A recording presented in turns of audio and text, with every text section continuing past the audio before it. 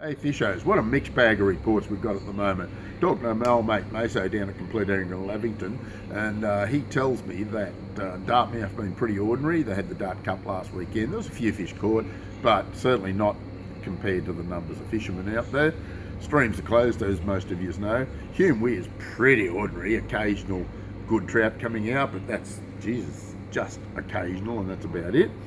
Still getting some good reports from of big cod down at Wagga. But most of you have noticed now, we're into that lot of hours on the water, but most of the big fish you're catching a metre plus. This is where it all starts to happen. My whale is definitely worth a drive at the moment. Swim baits, chatterbaits, you name it. Hard bodies, trolling, just put in the time, that's all you have to do. Murrumbidgee River, I wouldn't worry about it this weekend, to be honest with you. The crays are going pretty crazy stuff, I'm happy with that. But the biggest problem we got with this rain we had, very slippery, you won't get your boats in and out. You'll have to wait it dries out a little bit. River will come up a little bit, get a bit coloured, but that's not a problem, doesn't worry the crays. And you'll get a few cod and yellows, I can assure you of that. Flicking lures, that sort of thing, but give it another week, I reckon.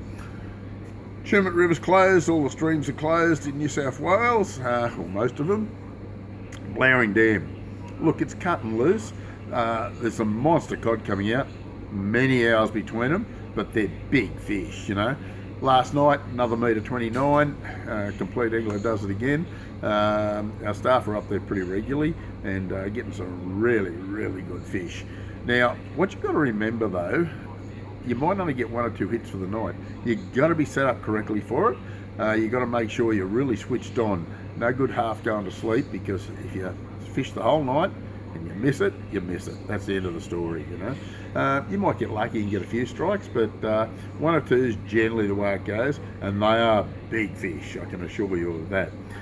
Haven't heard of any in the way of reddies or anything like that, yellows, but there's the odd trout starting to get caught up the top end of blowering at the moment.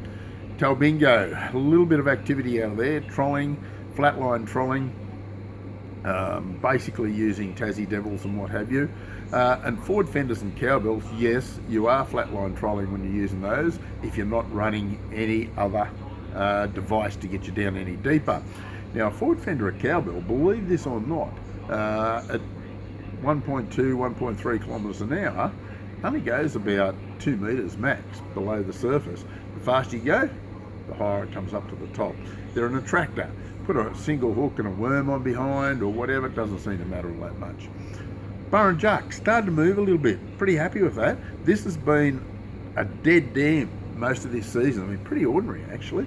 And now we're starting to get some pretty good reports from it. Not going crazy, but it's certainly a worthwhile drive.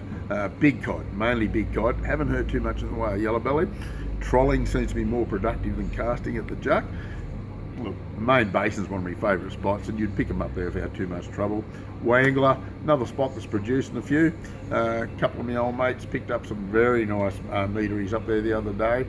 Charlie App's got one well over a metre, or his mate did anyway, well over a metre, trolling one of our fish food spinnerbaits. Look, seriously, Wangler has been pretty consistent the last year or so. Very happy with it. Yucca bean, worth a bit of a look. Going to be cold, obviously. You'll pick up a few trout up there without too much trouble. Fishing off the bank with bait is usually prime time. This will do the job perfectly. Scrub worm, bit of power bait, get a bit of a fire going, I think you'll be happy. Trolling around, you're going to be awful cold, but if you rug up enough, you should have no problem at all. And they are catching a few on the flatline trolling as well. By the way, down at Dartmouth, they were getting them from the surface all the way down to about 50 or 60 feet with downriggers, so who knows what's going on at the moment. We get a fair bit of activity around us, as you can see. If you need a report on anywhere else I haven't mentioned, because I can't cover it all, just give us a quick tingle at the shop. More than happy to give you a rundown on these areas.